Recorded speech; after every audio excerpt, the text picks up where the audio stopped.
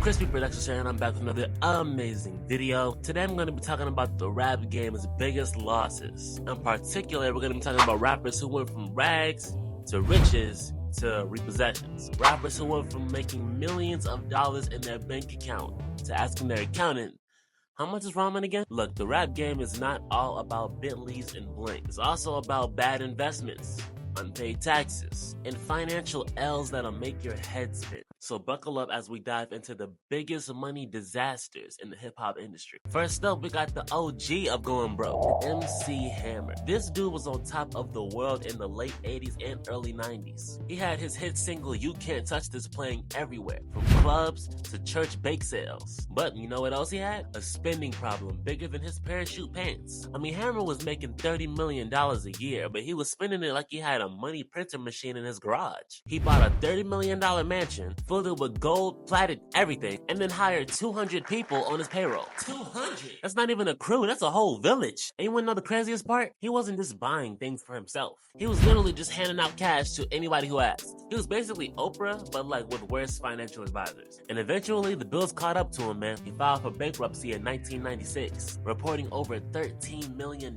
in debt. So, what's the lesson here? Just because you're rich, that does not mean you have to buy the whole world. Hammer went from you can't touch this to you can't afford this. Next on the list, we got the legend himself, 50 Cent, man. Curtis Jackson. The guy made Get Rich or Die Trying, and we thought he was set for life. I mean, vitamin water alone should have had him chilling forever, right? But no, he filed for bankruptcy in 2015. So what happened? First, 50 had a $7 million lawsuit against him for leaking, let's call it a inappropriate video. Then he had another $17 million lawsuit for stealing the idea for his headphone line, adding some bad real estate investments and living like he had Jeff Bezos money, and boom, bankruptcy. And let's not forget his classic Instagram move, where he was posting photos of him surrounded by cash while claiming he was broke. Bro, the IRS has Wi-Fi. But to his credit, 50 bounced back. He made deals, kept releasing music, and now he's producing hit TV shows like Power.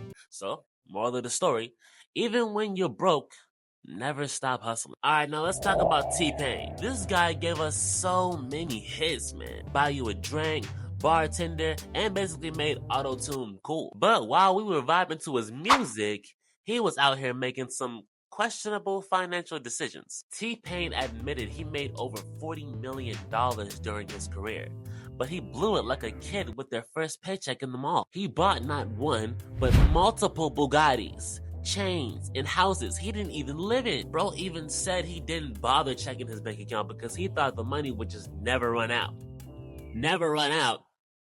When, how, what, do you actually, what? I'm just speechless because when was that ever how money worked in life? He must have been young, bro. This is crazy. Now, he hit rock bottom when he had to borrow money to buy his kids Burger King. How we going from Bugattis and $1 million houses to Burger King? Make it make sense. Imagine being the guy who wrote All I Do Is Win, but taking an L in a drive-thru. He started streaming on Twitch and focusing on smarter projects, but man, that was a rough. Alright, now Lil' Kim is a legend, no doubt about it. But even legends can take financial hits. In 2018, she filed for bankruptcy owing over $4 million.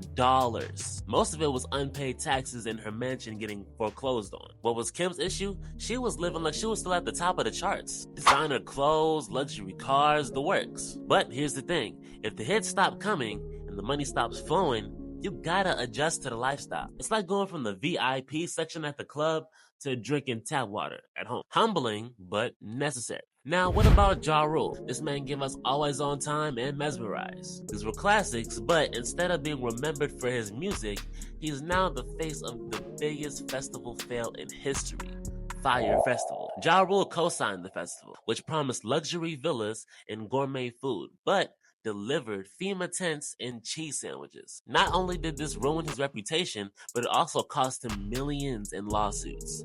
Millions in lawsuits. Bro went from living it up to lawyering up. And to this day, he insists it wasn't his fault. But come on, Ja. You were the face of it. DMX was an icon. Rough Riders anthem.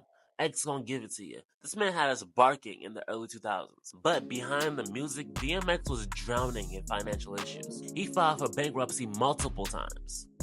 multiple times, owing over $2 million in child support alone. Oh my God. It's always gonna be them women, man. I'm about to tell you right now. It's always gonna be them women. DMX struggles came from a mix of legal problems, bad management, and just not keeping track of his money. It's tragic because he was one of the greatest, but his financial troubles followed him to his passing. So let this video be a reminder to always keep your money in check at all times. Just check it. All you gotta do is look at it. Rest in peace, DMX.